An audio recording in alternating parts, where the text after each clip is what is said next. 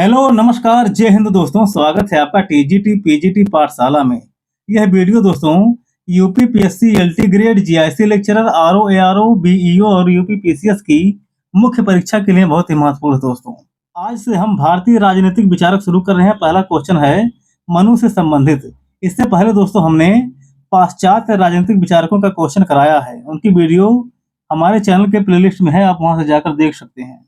अगर आपने अभी तक हमारे चैनल को सब्सक्राइब नहीं किया है तभी सब्सक्राइब कर लीजिए और वीडियो को लाइक कर दीजिए। हम ऐसे ही क्वेश्चन आपके लिए लाते रहेंगे दोस्तों। पहले भारतीय राजनीतिक विचारक हैं मनु। मनु से संबंधित हमारा क्वेश्चन है दोस्तों कि मनु के राजनीतिक दर्शन की विवेचना कीजिए। अगर यह क्वेश्चन आपके लिए आ गया तो इसका उत्तर आप कैसे लिखेंगे? सबसे पहले आप क्वेश्चन को पढ़ेंगे और यह देखेंगे कि इसमें क्या पूछा गया है, क्या लिखना है और इसके अंतर्गत क्या क्या आता है, क्या लिखना है क्या नहीं लिखना है। अपने उत्तर को दोस्तों आप 3 भागों में बांट कर लिखेंगे। सबसे पहले एक छोटी सी भूमिका, जैसा कि हमने यहाँ पर लिखा है। उसके बाद क्वेश्चन का मुख्य भाग यानी कि जो पूछा गया है वह उसका उत्तर, और लास्ट में क्या लिखेंगे? निष्कर्ष। इसकी भूमिका में हमने लिखा है दोस्तों कि मनु, जिन्हें मनुस्मृति का रचयिता माना जाता है, प्राचीन भारतीय राजनीतिक चिंतन में सबसे प्रभावशाली विचारकों में से एक हैं। मनु की पुस्तक का क्या नाम है? मनुस्मृति। मनु दोस्तों प्राचीन भारतीय राजनीतिक चिंतन में सबसे प्रभावशाली विचारक माने जाते हैं। उनका दर्शन तत्कालीन शासन व्यवस्था को प्रतिबिंबित करता है, जो राज्य की स्थिरता, सामाजिक व्यवस्था और मत्स्य न्याय पर केंद्रित है। मनु का दर्शन दोस्तों तत्कालीन शासन व्यवस्था, राज्य की स्थिरता, सामाजिक व्यवस्था और मत्स्य न्याय पर केंद्रित है। इतनी बातें आप भूमिका में लिख सकते हैं। अब हम बढ़ते हैं आगे क्वेश्चन के मुख्य भाग पर। क्वेश्चन का मुख्य भाग यहाँ से शुरू होता है दोस्तों राज्य की उत्पत्ति से। मनु ने दोस्तों राज्य की उत्पत्ति के दैवी सिद्धांत का समर्थन किया है। सबसे पहले उन्होंने मत्स्य न्याय के बारे में बताया है, अराजकता की स्थिति। मनु ने कहा है दोस्तों कि राज्य की उत्पत्ति का मुख्य कारण अराजकता को समाप्त करना था। उन्होंने इस अराजकता की स्थिति को मत्स्य न्याय कहा है। जैसे तालाब की बड़ी मछली छोटी मछली को खा जाती है, वैसे ही समाज के शक्तिशाली व्यक्ति निर्बलों पर अत्याचार करते हैं। इस दशा को उन्होंने मत्स्य न्याय और अराजकता की स्थिति कहा है। यह क्यों होता है उन्होंने आगे बताया है। कानून का अभाव। कानून का अभाव वह स्थिति जहां कोई दंड विधान नहीं था। समाज में शक्ति ही सत्य है, यह नियम चलता था। इसको समाप्त करने के लिए ईश्वर ने एक राजा चुना जिसमें 8 देवताओं का अंश विद्यमान है। आगे है दोस्तों ईश्वर की भूमिका। इस भयावह स्थिति को समाप्त करने के लिए यानी कि मत्स्य न्याय और अराजकता की स्थिति को समाप्त करने के लिए ईश्वर ने राजा की रचना की, जो राज्य की उत्पत्ति के दैवी सिद्धांत को दर्शाता है। राजा में इन 8 देवताओं का अंश है। राजा में दोस्तों 8 देवताओं का अंश है जिसको ईश्वर ने बनाया है। 8 देवता कौन हैं? इंद्र, वायु, यम, सूर्य, अग्नि, वरुण, चंद्रमा और कुबेर। इन देवताओं का अंश राजा के अंतर्गत निहित है। अब हम बढ़ते हैं आगे।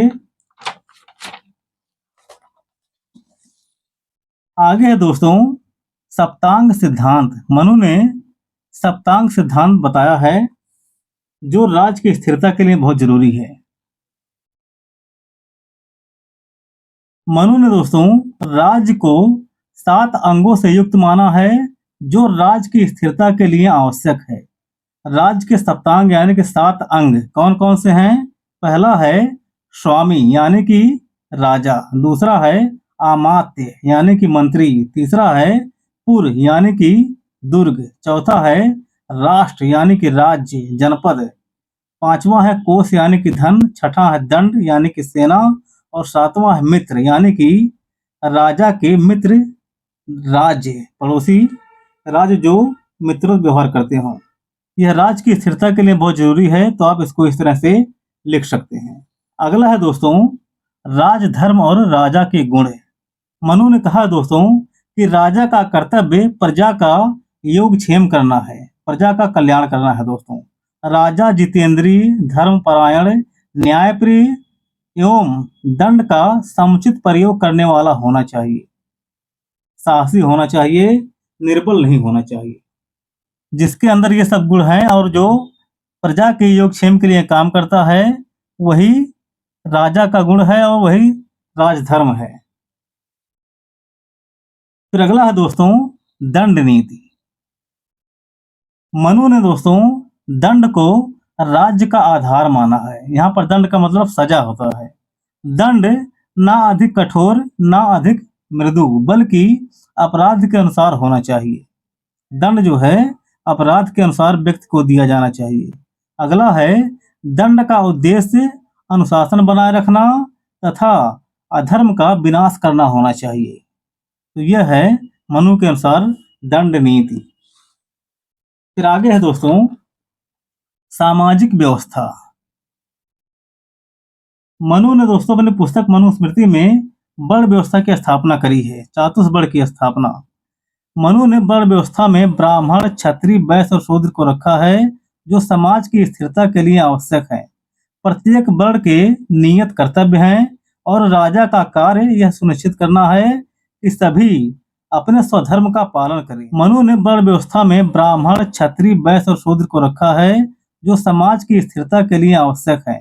प्रत्येक वर्ण के नियत कर्तव्य हैं और राजा का कार्य यह सुनिश्चित करना है कि सभी अपने स्वधर्म का पालन करें। जिस तरह से प्लेटो ने न्याय सिद्धांत दिया था, उस तरह से मनु का यह वर्ण व्यवस्था है।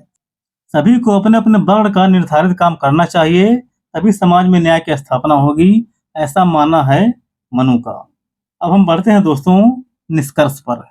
निष्कर्ष में हमने लिखा है दोस्तों कि इस प्रकार मनु का राजनीतिक दर्शन धर्मधारिता, संगठित और लोक कल्याणकारी राज्य की स्थापना का प्रतिपादन करता है, जहां राजा धर्म के अधीन रहकर प्रजा के कल्याण के लिए काम करता है। कि इस प्रकार मनु का राजनीतिक दर्शन धर्मधारिता, संगठित और लोक कल्याणकारी राज्य की स्थापना का प्रतिपादन करता है, जहां राजा धर्म के अधीन रहकर प्रजा के कल्याण के लिए काम करता है। राजा दोस्तों धर्म के अधीन रहता है, वह तानाशाह नहीं है, धर्म के हिसाब से प्रजा के कल्याण के लिए काम करता है। तो इस तरह एक अच्छा सा निष्कर्ष आप लिख सकते हैं। इसी के साथ दोस्तों हमारी यह वीडियो यहीं पर समाप्त होती है। जल्द ही मिलेंगे हम अगली वीडियो में, तब तक के लिए जय हिंद।